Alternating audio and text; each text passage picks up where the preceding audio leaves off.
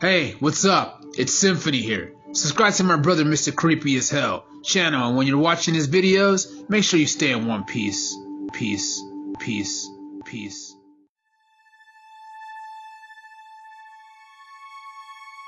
My parents left me a house that I really liked, but unfortunately I had to move out of it for some really creepy reasons, and I really don't ever want to go back there again.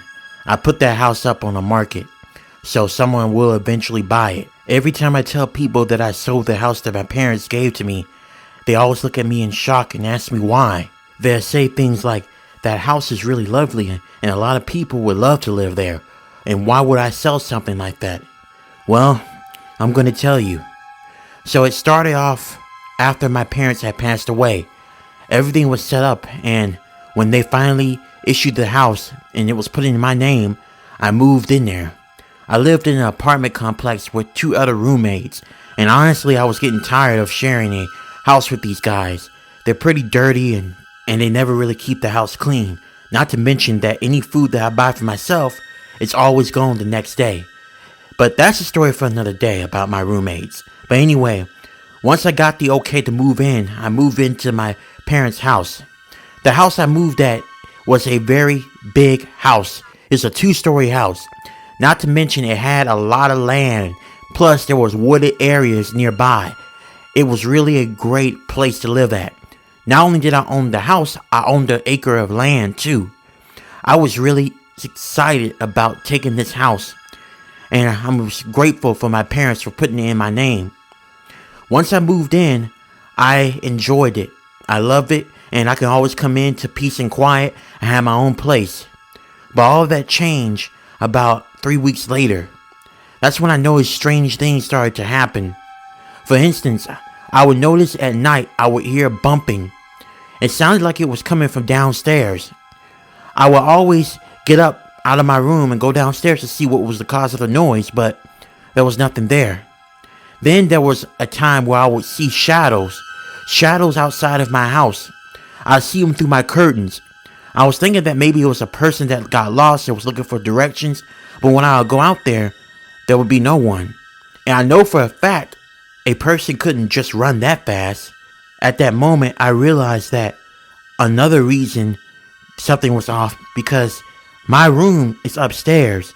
Unless this person who was looking out through my window can fly, there was no way he should be up there. But what was the most crazy and creepiest thing that happened while living in this house, and is the reason why I decided to move out, was it was something I encountered in my bedroom. So it was the night before I unexpectedly moved out of this place and put the house up for sale. I was asleep, and then I noticed I woke up and I had sleep paralysis. I felt like this was so wrong because I never had sleep paralysis or had a history of it. All my life, that's never been the case. And now, all of a sudden, I have sleep paralysis? As I was looking around, seeing if I could try to move or do anything, but I couldn't. My body was just stiff. And that's when I noticed I saw something out of the corner of my eye. I saw something moving, but I couldn't tell what it was. And then, whatever I saw moving came into my vision. And what I saw, I wanted to scream, but I couldn't. What was standing before me was a black, tall, skinny figure. I couldn't see the shape or the features of it. It was just a tall, black, skinny figure. To me, it looked real skinny, and it was very, very tall. It had long fingernails or long abnormal hands. And then when it turned around, I saw 2 green glowing eyes looking back at me. The eyes looked intelligent, like it knew what it was doing. And then I noticed something else. I noticed some horns were on its head. The creature came up closer to me, and then for some reason it put its hands inside my mouth, and I could feel its hands going deeper and deeper and deeper inside my mouth, to the point I wanted to throw up. I tried screaming again, but I couldn't. Tears were falling out of my eyes, and I thought I was gonna die. And then I woke up, gagging and coughing. I had to run in the bathroom to throw up. because I felt nauseous. After I got out of the bathroom from throwing up, I was panting and breathing really hard. I was sweating all over. I didn't know what was happening. And then if the situation wasn't even more worse, I got outside to get some fresh air, and that's when I noticed. When I looked down to the ground that was by my house, it was probably by the side of my house, I saw something that looked like a pentagram that was drawn in blood. And then it had these weird languages on it. And then it had a drawing of a cross that was upside down. And then it had more words that I couldn't explain or read because they were in a different language. I tried to call a priest up to ask them what was going on, because my conclusion is that something paranormal was going on. And when the priest came in, he said something very terrifying to me. And this is what he told me.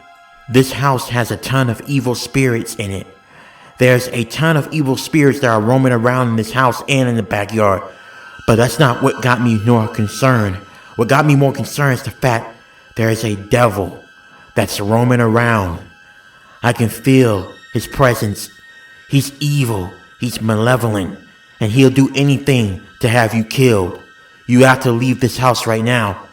If you stay, you're gonna die here. I can't fight this off. It's too strong. When he told me that, I wasted no time. I managed to put my house on the market, and I ended up moving back with my roommates. I hated that I had to give up that house because that's where my parents raised me at. But I wasn't gonna live there if there's something dark and malevolent living there, an evil entity, and I wasn't gonna put my life on the line to stay there. Currently right now, I'm looking for my own place, and I think I may have found something that's better for me, and I only have to put up with my roommates for about a couple of more weeks. But I'm never gonna step foot in that house again, and whoever takes it and buys it, I just hope that they're aware of what's going on and they're able to protect themselves spiritually.